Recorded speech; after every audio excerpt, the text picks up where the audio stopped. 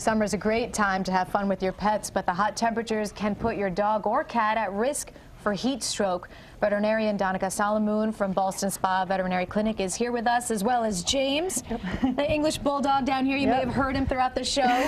Panting a lot. Panting and talking to us a little bit. So most importantly, the temperature's going to go up this weekend, but let's talk about things that can cause dogs to get overheated. Long walks, leaving them in cars, putting them on the deck even. Yeah, and that's the thing. And now, I chose this guy. He's an English Bulldog, right? And so he is even more susceptible to the heat. So especially if you have a dog with a short nose like him, these dogs can't cool themselves down he's quickly. Already, you can hear him. Yeah, exactly. So the pugs, Boston Terriers, the Pekingese. So any dog that, if you know your dog already has a breathing problem, like a dog like him should never go for a walk in the heat.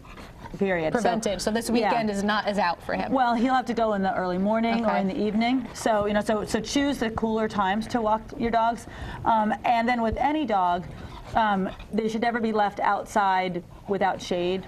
Talk about the signs, because I know drooling is one of them, but this breed tends to drool, as we see. So a number of things. I mean, one, they're going to be in distress.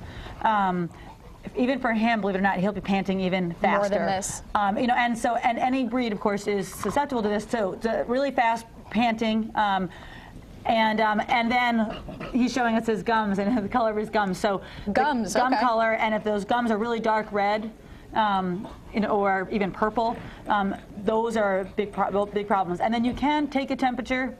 So we use, if it gets to that point, use a thermometer, take a rectal temperature, and see. A normal temperature for a dog is no higher than a 102. So from 100 to 102. Okay. So now, what should you do to try and cool your dog off? Okay. So this is important in that you don't want to cool them too rapidly, or you can shock them.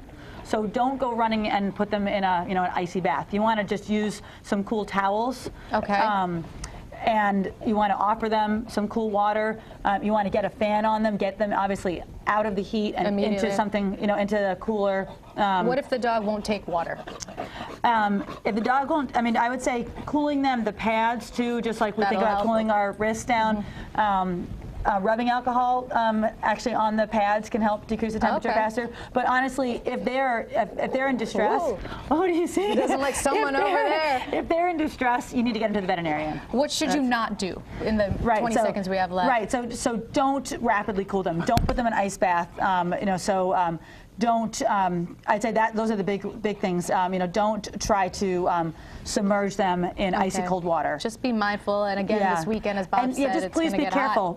And watch the cars, because even cats can get left in cars, and to just double check and make sure the dog or the cat has not jumped into the car.